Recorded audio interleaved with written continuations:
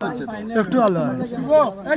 أعوذ بالله من الشيطان الرجيم بسم الله الرحمن الرحيم رب اشرح لي صدري ويسر لي أمري واحلل عقدة من لساني يفقهوا قولي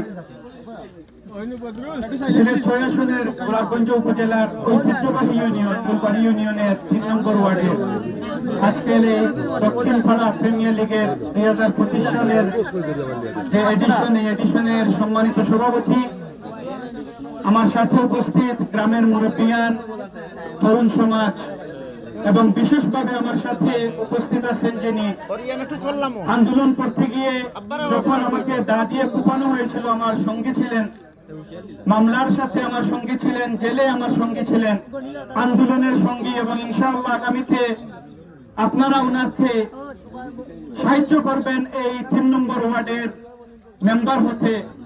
আমার ছোট ভাই আব্দুল শহীদ, আমার সামনে খেলোয়াড়বৃন্দ এবং গ্রামবাসী, আসসালামু আলাইকুম ওয়া রাহমাতুল্লাহি ওয়া বারাকাতুহু। সর্বপ্রথমে আমি শ্রদ্ধার সাথে স্মরণ করি উসমান হাদিকে।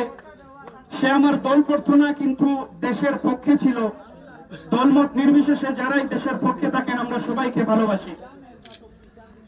প্রিয় উপস্থিতি, আমরা একটা হতভাগা জাতি। ৫৪ বছর হয়ে গেছে, তারপরেও এখনো আমরা ধান খেতে ফুটবল ক্রিকেট খেলতে হয়।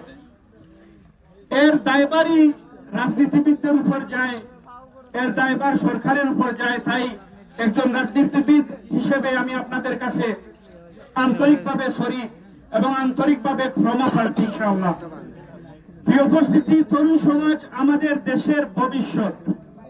যারা এই আয়োজন করেছেন আমি আপনাদেরকে ধন্যবাদ জানাই। কারণ হলো আপনারা এই অল্প পরিসরে ছোট আয়োজনেই হোক একটা ব্যবস্থা করে দিচ্ছেন ওনাদেরকে কিছু ভিন্ন খেলাধুলা করবার জন্য।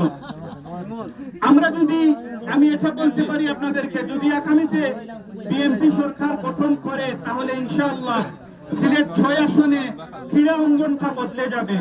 আমি চাইব প্রতিটা ইউনিয়নে একটা খেলার জায়গা হয়, প্রতিটা ইউনিয়নে ভালো কিছু তরুণ সমাজদের জন্য আমরা কিছু করতে পারি।